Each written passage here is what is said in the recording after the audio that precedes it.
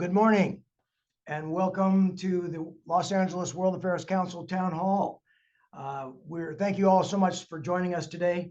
We're especially happy to have you with us for what will be a terrific discussion.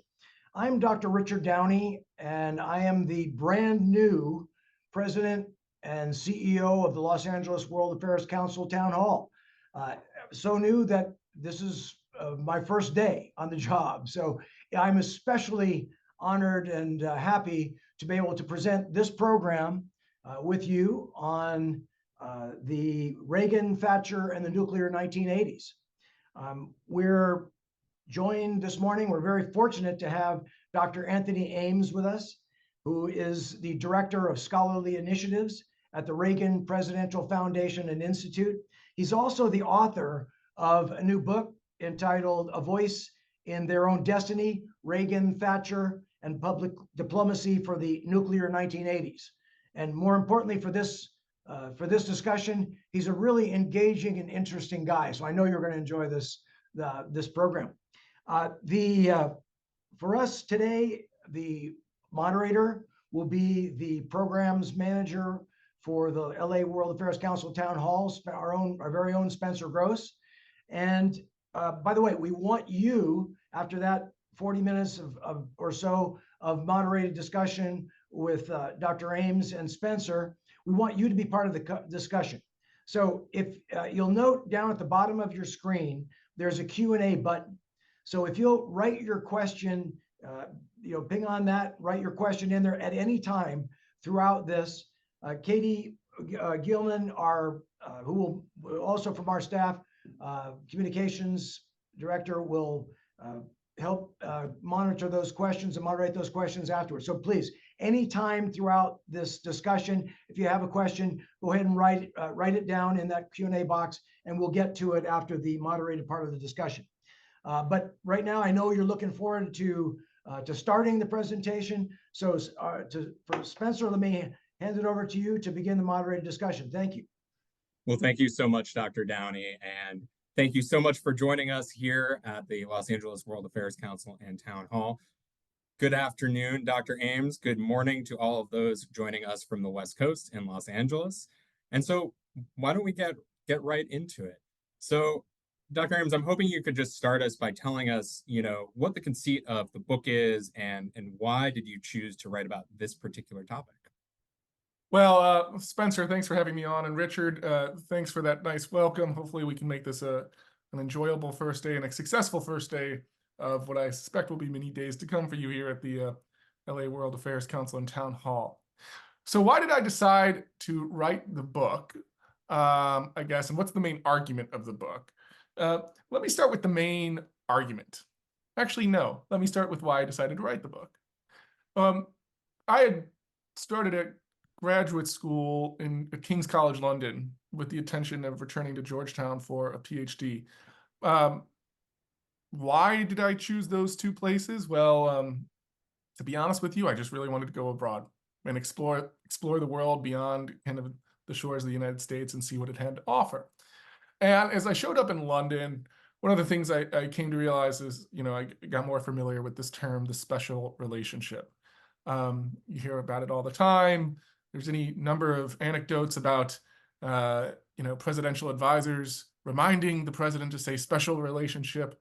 There's a famous one, of course, which one of Clinton's advisors say, remember, when the prime minister walks through the door, it mentions special relationship. And I think you see it on movies and all sorts of things, right?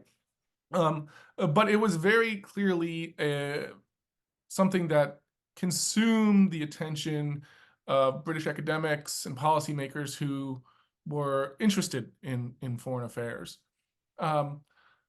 What is the most important dimension of the special relationship was the second thing. There, obviously pop cultural connections, the British invasion in the United States. I'm sure everyone's seen plenty of episodes of The Crown, or at least heard about it. God knows you can't escape talk about Prince Harry and Meghan Markle as of late.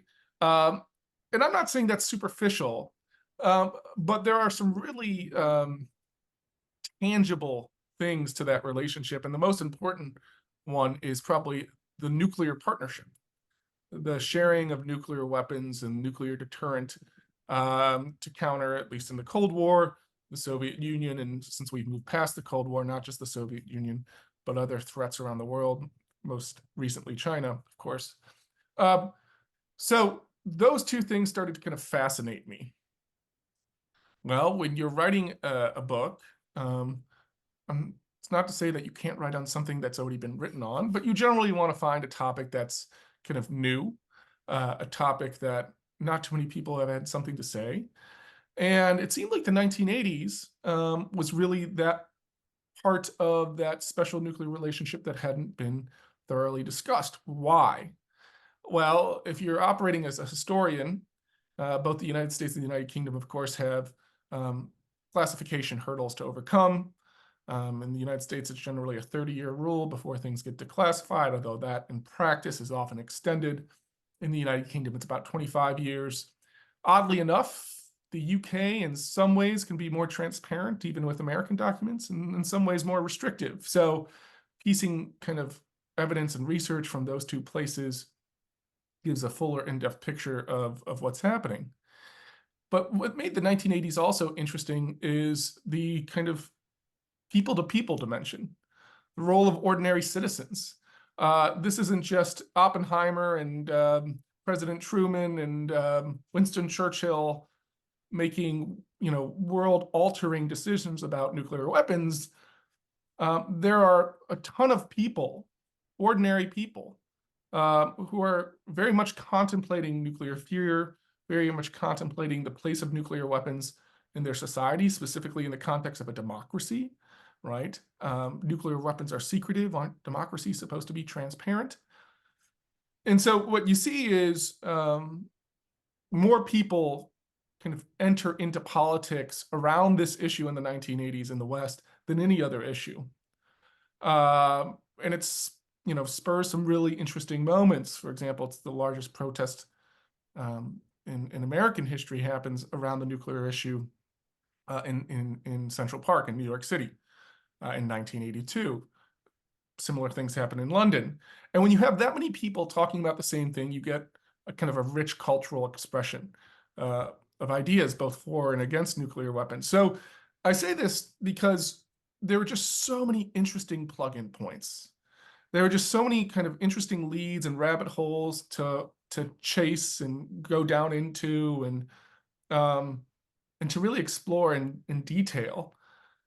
And I also say this because, I'm a historian by training, and I will say that, yes, I think about issues of contemporary significance, but if I'm going to write a book on something, I don't really want to write a book on something that's happening right now. There's just a certain kind of evidentiary standard that I am comfortable with that kind of keeps me from writing very contemporary and present books. And that's not to say the books that I write about, in Cold War don't have any significance for today. It is to say I'm just more comfortable being an archive hound. But the 80s also kind of have this interesting point where a lot of people who were involved in these discussions and debates are alive. So if the archives are the brick and the records are the brick, those oral histories become kind of the mortar. And it's really a brick and mortar process in kind of writing this type of book. So what's the conceit? What's the argument of the book? The 1980s, what I call the nuclear 1980s, I call it the nuclear 1980s because, as I pointed out, politics and pop culture are really wrapped around the nuclear in ways that really surpassed even previous decades. Maybe you could make an argument for the 60s because of the Cuban Missile Crisis and the Test Ban Treaty and whatnot. You can't really do it for the 40s because that's really more about World War II. And it doesn't become a nuclear decade until later in the decade. The 50s are kind of a decade that have a lot going on, but nuclear weapons aren't largely deliverable. And what people remember from the 50s in kind of an international context, well, you think about Korea, the Korean War, that is, and you think about, some hydrogen bomb tests, but you think about Sputnik, right? In the 60s, you really think about the space race. Now, all of these things have nuclear dimensions, but the 80s really is about nuclear weapons and the nuclear arms race. So what's the contention now around that issue? I'd say the intensity of nuclear politics in the 1980s kind of generate a revolution in public diplomacy. Public diplomacy has a lot of definitions, but at its core, it's most simplified and reduced form. It's the attempts of one government to persuade the peoples of another state directly. But what I say is this kind of intensity of nuclear politics lead Reagan and Thatcher in response to the peace movements to revolutionize public diplomacy in 4 ways. What are those 4 ways? The first is a bureaucratic rearrangement of public diplomacy. So the U.S. Information Agency had been around for a while, was really a agency launched by Eisenhower. Initially, about 40% of State Department employees were cleaved away from the State Department to form this agency. That number dwindles in comparison over time.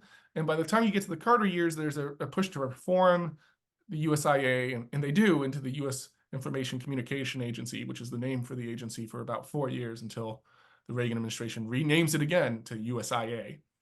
But it's not just about the name, it's about the approach to public diplomacy. What you see in the Reagan administration is public diplomacy really becomes a whole of government issue. It takes on a whole of government approach. So it had been kind of balkanized and pushed into the backwater in the 1970s. And in the 1980s, it really is revived in that it has a number of interagency councils dedicated to specific issues, nuclear politics being one, but certainly other things like Cuba. It has its own kind of focus, especially in the State Department. Environmental issues have their own focus, the Montreal Protocol being one of those.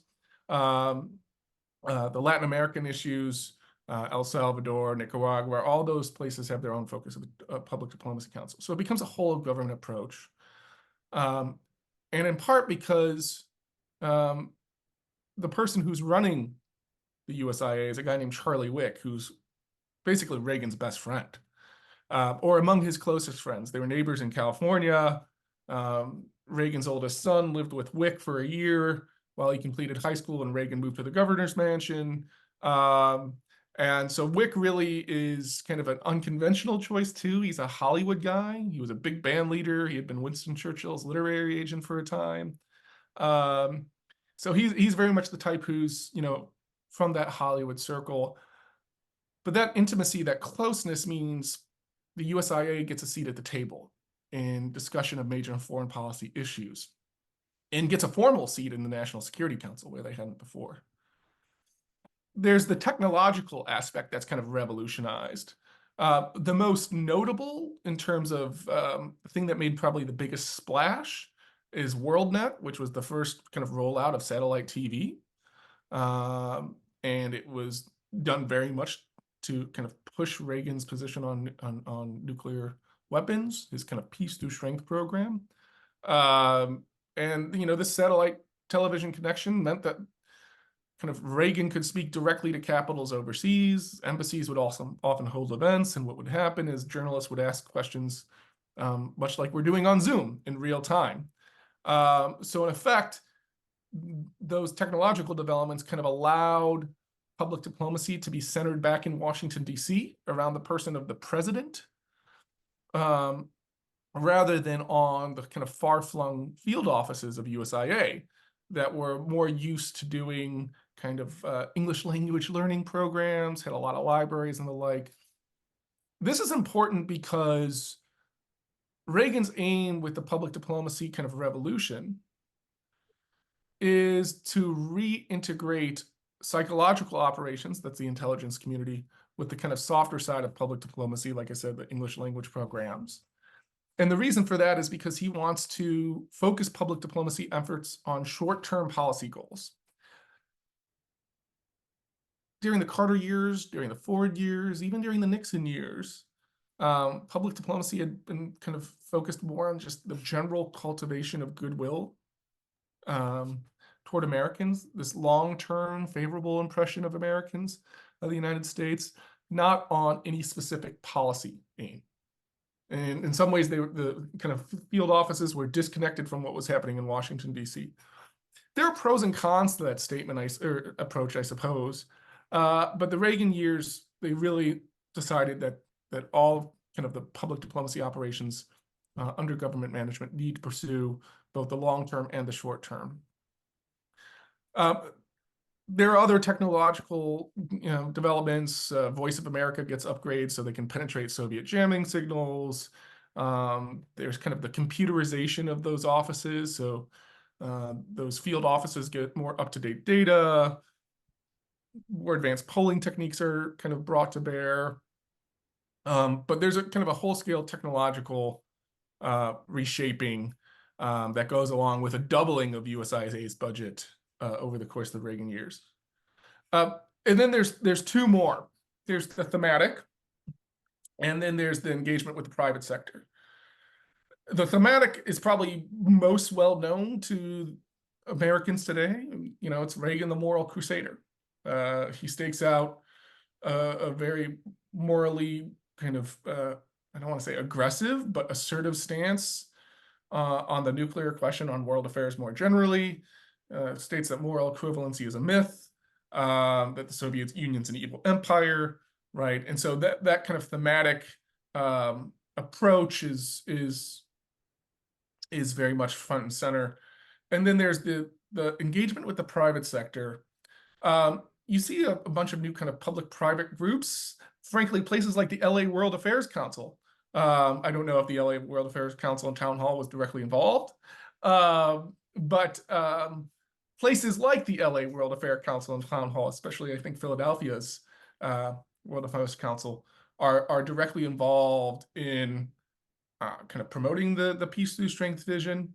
And what I really zero in on in this book is the proliferation of think tanks dedicated to foreign affairs and the development of a new think tank model. And that's what I mean by the private sector reform. Think tanks have been around for a while. Carnegie, kind of early in the 20th century, more conservatives, AEI around 1947. But think tanks before the 70s were largely kind of these, university adjacent spaces, places where scholars would conduct their, sleepy scholarship on world affairs and not seek to really advocate a specific policy aim. In the 70s, you start to see some think tanks get more involved in economic issues, specifically heritage. And in the United Kingdom, the Center for Policy Studies, which is really the kind of Thatcherite think tank. But by the 1980s, you see an enormous proliferation of think tanks, and heritage really leads the way with a new model, an advocacy model, a policy advocacy model. And it's not surprising that the president of Heritage and the founder, a guy named Ed Fulner, is also the chairman of the U.S. Advisory Council on Public Diplomacy, which is a congressionally chartered council. So those are the kind of four areas of transformation. And I'll just say one more thing about why I wrote the book and why I was interested in public diplomacy before we'll go on to your other good questions, Spencer. There's all this talk about the end of the Cold War, how it was won, the Reagan arms buildup, right? The strength part of peace through strength. But the Cold War was won without a kinetic conflict. I mean, there were proxy wars over the course of the Cold War that led to something like 27 million deaths. Okay, that's real kinetic conflict, but there was never a direct confrontation between the US and the Soviet Union. And so it struck me as kind of odd that we spent all this time focusing on the weapons themselves that were never used without looking into the kind of communication apparatus that emerged at the end of the Cold War that helped kind of swing the tide, if you will. And it's an apparatus that is, of course, seized on by both Thatcher and Reagan, but also by the peace movement themselves, because they have their own kind of communication innovations to push the envelope. All right, I'll leave it there. Spencer, I know you have a number of other good questions. Well, I think you've given us a lot to unpack there. And I think one of the things that you touched on there that I'd like to explore a little more on is you mentioned about the number of people who are engaged with sort of the nuclear movement in the 1980s, right? And then it brings out sort of a new engagement for voters. I was wondering if you could talk a little more about how it engages sort of normal everyday people in foreign affairs and what effects that has on sort of the protest movement, on sort of people who are, for these policies as well, and how it affects maybe the domestic politics of the UK and the US. Sure. Both are interesting stories, but since I spent a lot of time talking about the US, why don't we jump over to the UK? And chronologically, it makes more sense too. Um, what are the big nuclear episodes that are driving nuclear fear at the time? The first thing is the deployment of, or the dual track decision, I should say, in 1979. The dual track decision was an agreement, NATO agreement, in which NATO members would agree to host U.S. nuclear intermediate range nuclear forces on their territory to counter the deployment of Soviet intermediate range nuclear forces, forward deployed in the Warsaw Pact and in the European part of Russia that held all the European capitals at risk. So those deployments were meant to counter, alongside a second track, which was an invitation to negotiate the reduction of, I shouldn't say reduction at first, an invitation to negotiate arms control proposals on those weapons, on those class of weapons. It eventually becomes a zeroing out, but nuclear arms weapons reductions is really kind of a Reagan era innovation. Before, we generally pursued caps on weapon systems rather than reductions. And certainly that was the approach taken by both the Nixon administration and the Carter administration. So that's the first instance that really starts driving up nuclear fear. The second instance is the United States provides the Trident submarine launch ballistic missile system, the same system that we still use for our deterrent today, both for NATO, the United States, and the United Kingdom, to the British. They agreed to provide this to the British in 1980. So all of a sudden, the British are starting to get a little worried about basically upgrades to nuclear hardware. And you see this actually, it's very common in the Cold War. Whenever you see a major upgrade to nuclear hardware, people start to get a little anxious. Now, the big kind of division happens within the Labour Party. The Conservatives are pretty steadfastly pro-nuclear, but the Labour Party split. The Labour Party is split among those who are themselves kind of in favor of the deterrent, people like Dennis Healey, James Callaghan, who had been the prime minister at the end of the 70s, the Labour prime minister at the end of the 70s, and then kind of more maverick political types like Tony Benn. Coincidentally, here's a little aside, I just sat down for a luncheon, the Friends of Ireland luncheon at Capitol Hill last Friday, and I sat down to a man named Hilary Benn. And about 5 minutes into the conversation, I realized that his father was Tony Benn. And I said to him, I actually wrote quite a bit on your father in this book that we're discussing today, and dug through his record. So it was a nice, rare moment where history leads to good conversation. So anyways, you fast forward to 1980 kind of Labour Party conference, and these two views ultimately result in a split of the party itself. I mean, this is momentous. In British parliamentary democracy, you have more than two parties, but generally it had been, especially at this point, two parties who had really kind of dominated the national political scene. The Liberals had been around for a long time, and they were still on the scene, but they hadn't really asserted any sort of political influence in decades, really since David Steele. So you have this split. And it's a pretty major split because what happens is kind of the people who see nuclear politics, nuclear issues in more the way that Tony Benn see it, they create the Social Democratic Party. I mean, there's some other issues that are driving this split, but the nuclear issue is really the key issue that drives a party split. And so you have the STP form, and they form an alliance with the Liberals. Well, this results in a disastrous election for Labor. Absolutely disastrous. Conservatives win the majority, north of 40%. Labor takes somewhere around 27%, and Liberal STP takes somewhere around 25.5%. I mean, really nipping on the heels of Labor as Her Majesty's loyal opposition. So it's kind of a political earthquake that happens in British politics. And because of this new alliance, there's kind of conversations, activity, just grassroots sentiment that nuclear issues should be the focus of politics and could really change the political scene in the UK. And so you see the revival of the campaign for nuclear disarmament. And the campaign for nuclear disarmament is really the first post-war social movement in the UK. They're really the social movements, of course, had existed in the UK before World War II, specifically around labor and women's suffrage. But after the war, it's CND that kind of recreates what it means to be a social movement organization in the UK. And so their revival comes in the 1980s. They eventually grow in size and membership to be the largest kind of political organization, except for the Conservative Party. And their party apparatus, or I should say the social movement apparatus, essentially becomes the stand-in for labor throughout much of the country. But of course, there's infighting between the two about which issue should be front and center.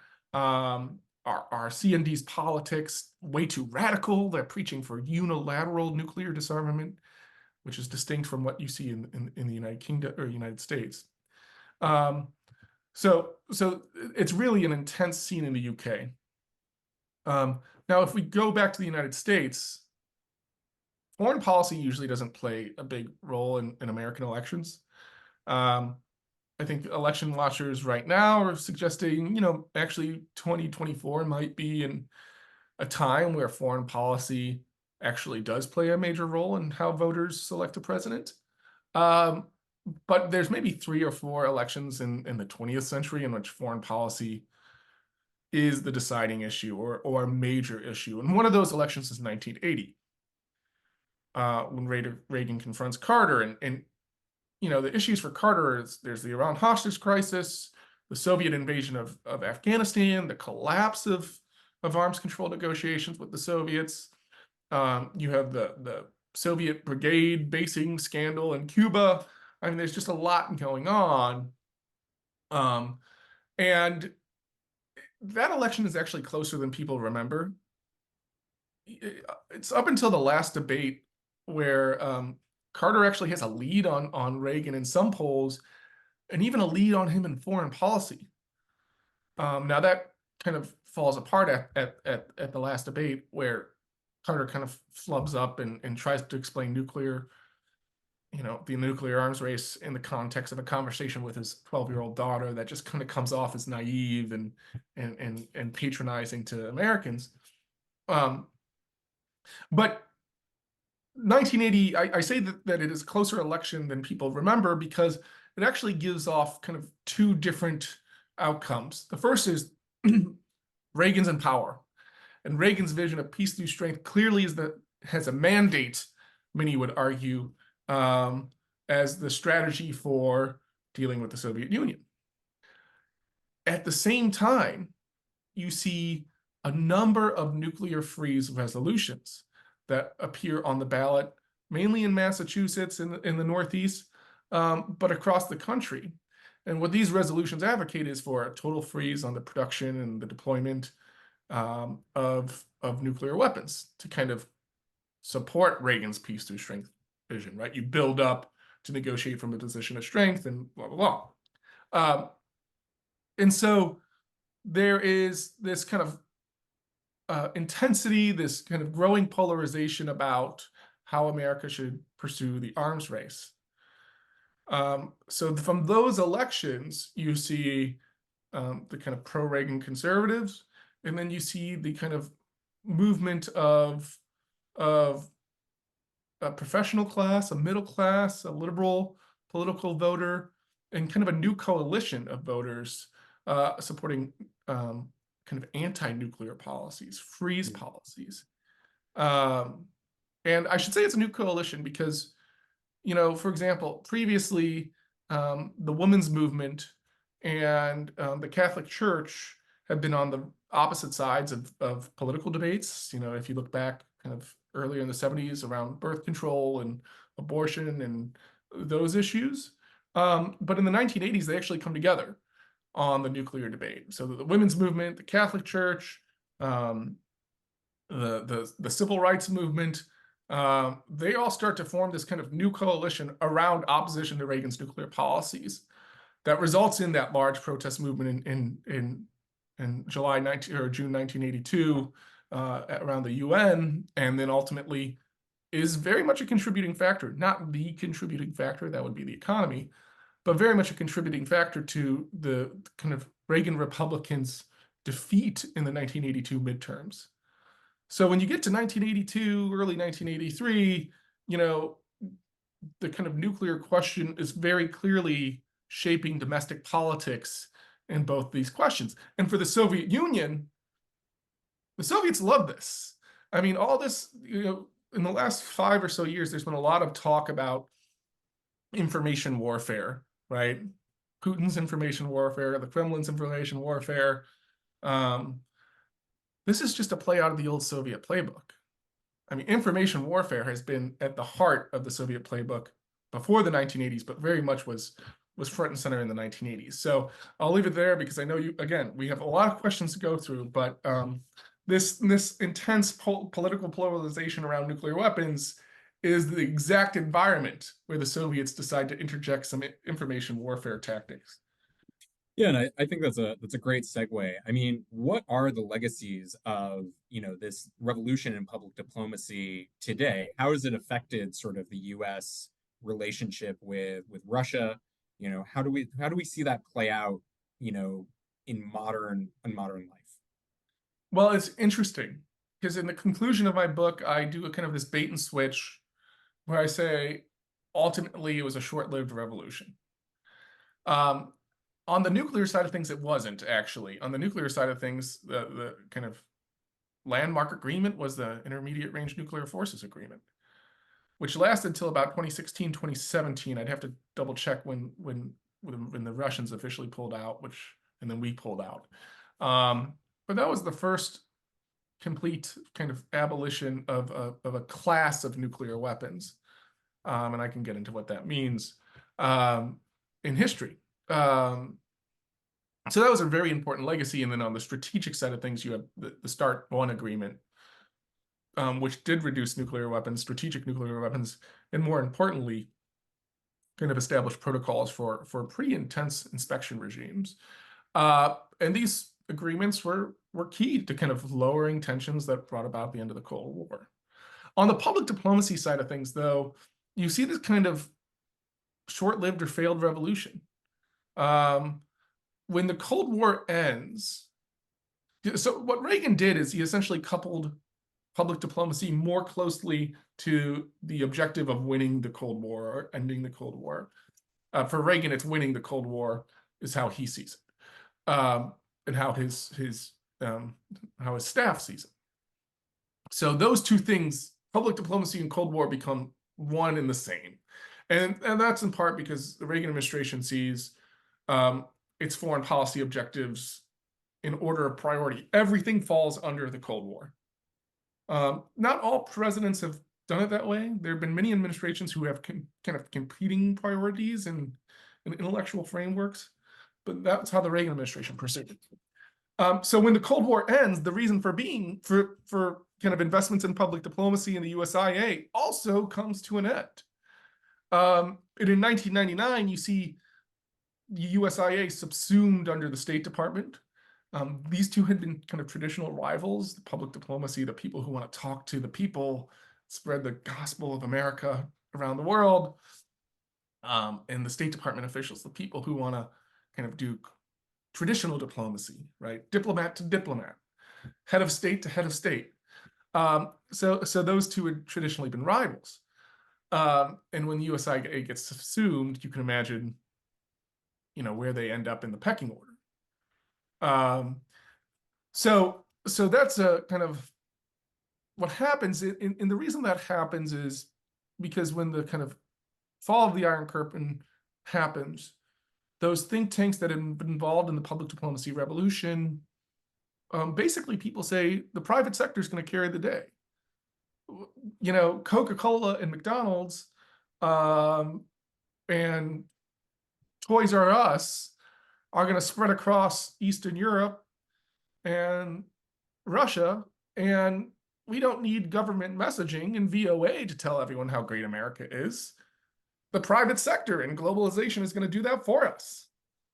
Well, now we're, of course, in a backlash where there's been a lot of uprising against essentially the processes and outcomes of globalization.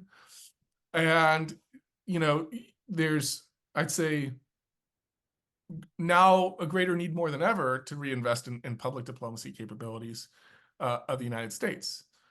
We can talk a little bit more about kind of what recommendations I might make. I'm not saying I have all the right answers, but I'll leave it at that. Well, that's fantastic. And, I want to save time because we have some great questions coming in from the audience. So I'll just ask you for the final question for me. Why don't you go into some of what those recommendations would be based on, what you found from the 1980s that you think should be implemented today? Okay, so I'll start with this disclaimer. The first disclaimer is we have an addiction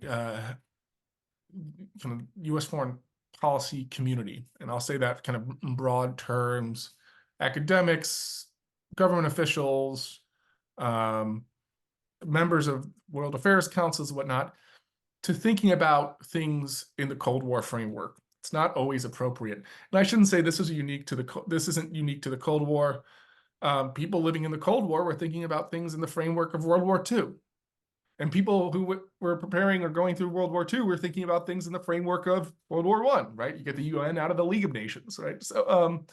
So you generally start to think about how to counter and interact your great power rivals using the kind of intellectual framework that you had in the previous era of great power rivalry. And that can lead to some good consequences, but also some disastrous consequences. So generally, I would say be weary of the cut and paste. This worked in the Cold War, it'll work now. Because we're living in a different world. But there are some things that you could cut and paste. One, you really do have to have a whole government approach. I don't think you need to reestablish the old USIA. We have the U.S. Agency for Global Broadcasting, things like that. But public diplomacy just needs to be accepted as standard practice for any agency involved in foreign affairs. That can mean Department of Commerce, that can mean DOD, the State Department, what have you. And there was some movement toward this in the aftermath of 9/11. But I think those aims were kind of geared toward the wrong things. So we need a whole government approach, and we need kind of more interagency structures. I know that sounds crazy. I'm saying more bureaucracy, but what I'm really saying is more cooperation between agencies. One. Two, there's no replacement for, we call Reagan the great communicator. You need someone who's an effective communicator. There have been presidents since Reagan who've been great communicators, and there have been presidents since Reagan who've been terrible communicators. I'll leave it to the audience to decide which one is which for themselves. But you do need kind of a forceful advocate for the ideas that you're kind of seeking to implement around the world. And you need to keep up with technology. The TikTok thing is really challenging, right? Because a lot of people use TikTok around the world. And we don't know whether or not we should use it ourselves. There's currently a ban for the US government, right, to use TikTok. But people are using that channel. And that's why WorldNet was so revolutionary, because it's kind of like, if you build it, they will listen. So we need to think about kind of the technological touch points that we can invest in, right? I think that's a very important kind of way forward. And then lastly, and this is something that I don't kind of neatly articulate in the book, but is clearly a lesson from the book, and it's something that a guy named John Lanchowski, who was a kind of a public diplomat during these years, has said for years and years and years. There's not enough posts, senior level posts in the State Department for public diplomats. I mean, they are generally kind of treated as the lesser than officials and civil servants in the State Department.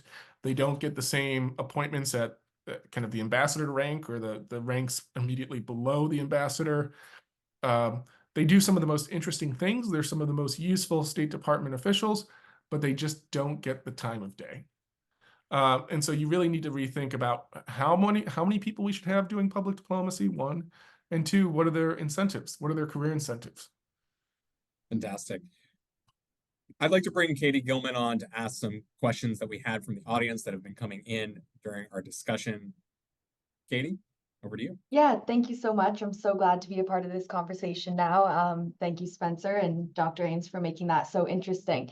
So the first audience member said, in 1983, the U.S. implemented a key part of the dual-track decision of 1979 by deploying ground-launched cruise missiles at a base in the U.K. How did Thatcher pull this off in the face of the opposition of the CND and other groups? Yeah, so those deployments happened in November at the Royal Air Greenham Common, RAF, Greenham Common, deploy somewhere around 160 ground-launched cruise missiles. So it happens in a couple of ways. One, Thatcher wins election in May 1983, so CND is a little disorganized. That doesn't mean they don't still launch protests. They do. But their opportunity for kind of achieving political change is pushed back another 4 to 5 years. Two, the Americans get a little cheeky here. There's actually a false flag operation in terms of missile deliveries. Ken Edelman, a guy who was director of Arms Control and Disarmament Agency, has this story in greater detail. But basically, the date as advertised, if you will, for delivery of missiles is a day later than when the missiles actually come. And so all the protest kind of organizations and planning and whatnot had been targeting, a day late. And so the missiles were able to get through. I will say that the delivery does kind of reinvigorate the peace movement at that time. They start to think more internationally and less domestically focused, and start to think about how can we kind of bring the whole of Europe and the United States more forcefully into a kind of a big picture coalition, which is the work really of CND's partner organization, END, European Nuclear Disarmament. A lot of the same leaders, such as like E.P. Thompson, who's a Marxist historian, is kind of one of the leaders there. When I say Marxist historian, by the way, what I mean is he may have been a Marxist, that I don't know actually, but he was a historian of Marxism, using Marxism as an analytical frame for his kind of historical analysis. Not suggesting that he was advocating for Marxist economies in the West, although again, that I'm not sure about. So there is protest. The Greenham Common women who surround that encampment, not just in that year, but for many years to come, 20 plus years to come, and in fact really are the kind of source of major innovations and protest movements. And if anyone saw the Occupy Wall Street movement, that Occupy approach really came from Greenham Common. But no, they were kind of able to sneak it past them.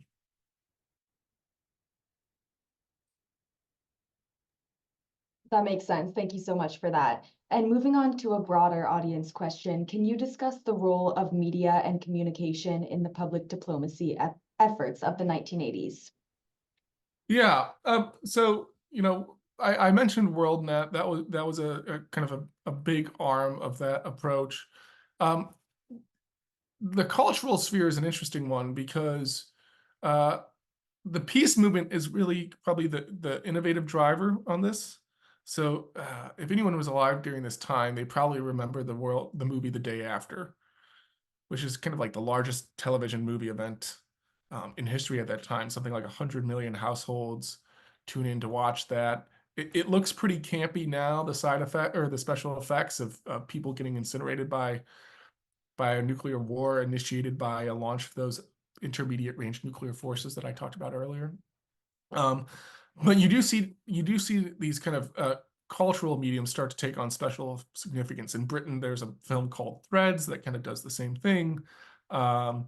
You have, if anyone's familiar with the music festival Glastonbury in the UK, which is kind of like UK's Coachella, I guess. I'm not a music festival guy, but I think that's a pretty appropriate analogy.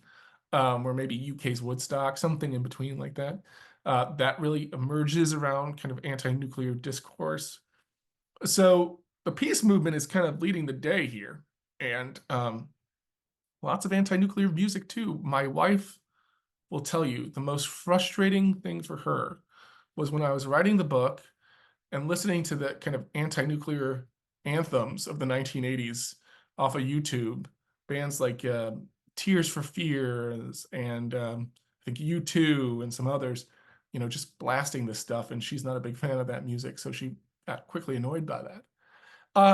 So the governments are kind of in a reactionary mode, if you will, or a reactive mode on that cultural front. They do have their allies who are quite aggressive in the kind of traditional prestige press, and government officials aren't afraid to combat peace movement leaders on their own turf. I think the kind of episode I begin the book with is Cab Weinberger goes to the Oxford Union. And the Oxford Union is the most prestigious debating society in the English-speaking world. And he goes to debate Caspar Weinberger, or sorry, E.P. Thompson, the anti-nuclear leader, in February 1984 about essentially the morality of U.S. Western nuclear policy. And this gets a lot of coverage. It gets coverage on British TV. It gets coverage in the British newspapers, and it gets circulated back here in the States.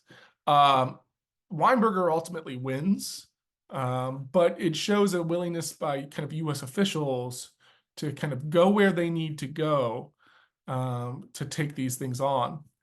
One more interesting episode is around pamphlets. So in Britain, pamphleting culture is pretty historically significant political medium. When I say pamphlets, American audience, you might think like Thomas Paine, right? Common sense kind of things. And so in Britain, the pamphlet that really stirs people to action is a pamphlet released by the government called Protect and Survive. And it's basically the civil defense recommendations, you know, how to survive a nuclear war. That's quickly picked up by the peace movement, and with a counter pamphlet called Protest and Survive. And basically, you know, if you're living in London, for example, and you're going to get bombed by a Soviet nuclear strike, I mean, you're going to have to kiss your ass goodbye, for lack of a better term. So the peace movement really kind of mocks this pamphlet, and it does start this kind of media exchange over the utility of civil defense. And at the time, the British government is kind of launched an exercise called Operation Hard Rock, which is a way of kind of getting all these different county administrations across the country to think more deeply about civil defense and to kind of create the necessary procedures and protocols in place for the survivability of the British government. And the peace movement launches its counter campaign, Operation Hard Luck. And as you might suspect, basically every labor-controlled county or administrative authority does not participate in Hard Rock, and the conservative ones do. So this book is also kind of a story about the onset of a more polarized political environment in the West as well. Awesome. And I think we have time for a couple more questions here, which is good. So what are your reactions to Joseph Nye's new memoir, A Life in the American Century? Does his experience affect your thinking at all? I haven't read that memoir, but Joseph Nye is kind of one of the people who first articulated definitions of public diplomacy, specifically within the context of smart power, is how he saw it, right? And that is, if you look at power through the way a lot of kind of grand strategic thinkers do now with the dime construct, right? The diplomatic, the informational, the military, and the economic. Nye's kind of view of smart power is more on the informational and the economic, and more specifically too on the scientific and the technical. So on a personal level and an analytical level, I guess I'll answer both. On a personal level, smart power thing has always appealed to me. I mean, the power base of the United States is multifaceted, but two things we definitely lead: military hardware and effectiveness, and the kind of strength of the U.S. military, despite advancements by China and Russia, are still clearly best in the world. And then our university system is clearly the best in the world, right?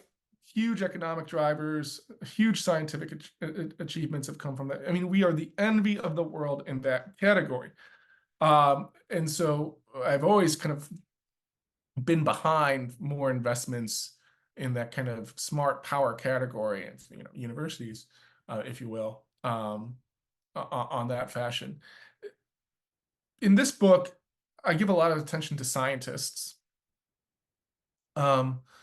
and their kind of defection from what was called at the time the technical priesthood and the nuclear priesthood, what people still call it sometimes.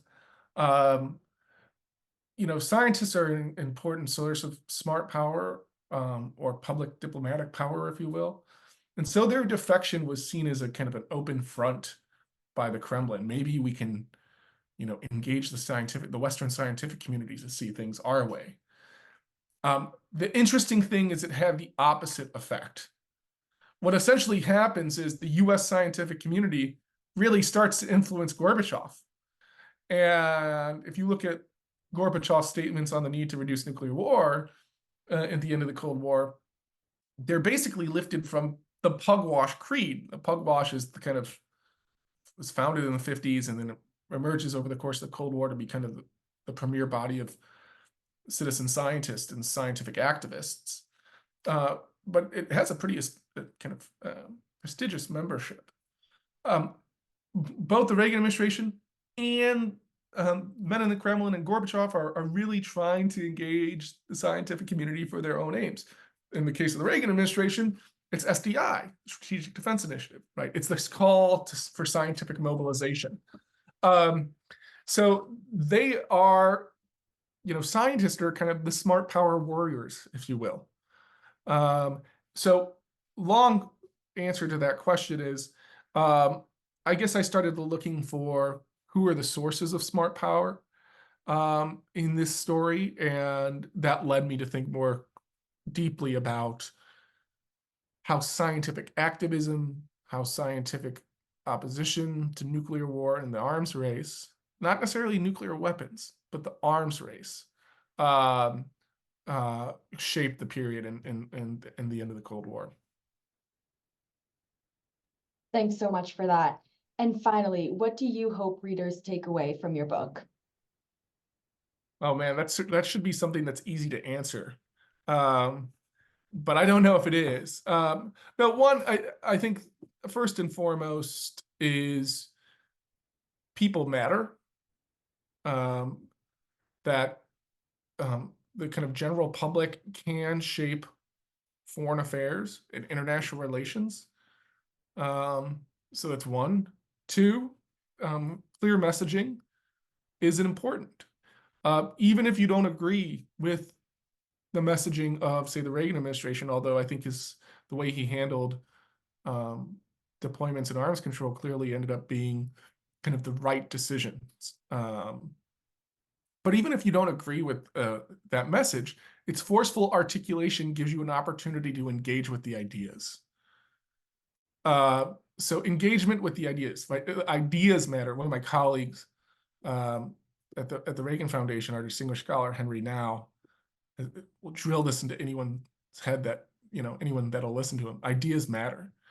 And so I think, at the end of the Cold War, ideas very clearly did matter about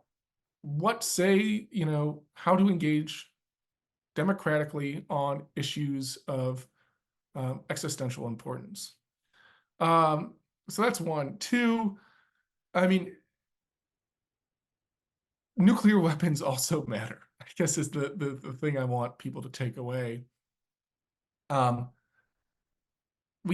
Today, I think the big issues for people when they think existentially are AI and climate change. And I'm not saying those aren't important issues. They concern me as well. But we seem to have forgot about nuclear weapons. And nuclear weapons still matter. So more people need to think about the potential effects of nuclear war. And last, engagement. One of the things that's often lost in the peace through strength story is Reagan was engaging Soviet leadership the entire time. He started kind of a letter writing campaign early in the 80s. So I didn't get that. Could you try again? I'm just told that someone didn't get that. I don't know if it's my Siri or something, but I wasn't touching the screen. So just because you're investing in your military doesn't mean you can't engage seeking a reduction. Okay, I said that was last, but one more point, and that experts matter. I know there's been a backlash about experts, but the scientific community has a big role to play in the end of the Cold War. The people who work with these weapons, the people who know what they can do, and the same thing goes for AI, and the same thing goes for climate change, and the same thing goes for, vaccine diplomacy, if you will. The people who work with these technologies know they have the best estimation of their effects on humankind. So engage with those people, hear those people out, is an important thing to think about. Well, thank you so much again, Dr. Eames, for joining us today. And thanks, Spencer, One for sec. making that conversation On so your end. interesting for I'm our not sure I audience. understand. And I would also now like to welcome Dr. Richard Downey back to the screen if he has any concluding remarks. So thank you again. Oh, thank you so much, Dr. Eames, and also Spencer, for the really insightful discussion. As somebody who actually lived through the nuclear 1980s, those stories were very, very interesting. But I was particularly drawn to the first point of your four responses to Katie's last question, where you said that one of the lessons from your book is that ordinary citizens can help shape foreign policy. And that's what we're about here at the Los Angeles World Affairs Council Town Hall. And I hope that that is something that we look to our members to do. And by the way, to those of you in the audience who are not members, I hope you'll join, because we together want to engage and help shape policy. If you'd like, in the chat there, you can see a link to where you can join. And if you enjoyed Dr. Anthony Eames' book, we have also a link to his book, which you can get access to also in the chat box. But as for those of you who were not here at the very beginning, I'm Dr. Richard Downey, and I am as of this morning, brand new president and CEO of the Los Angeles World Affairs Council Town Hall. And what we would very much in the vein of Anthony's comment, we would very much like to hear from you. What speakers would you like to hear from? What books would you like to discuss? Perhaps you'd even like to join our programs committee.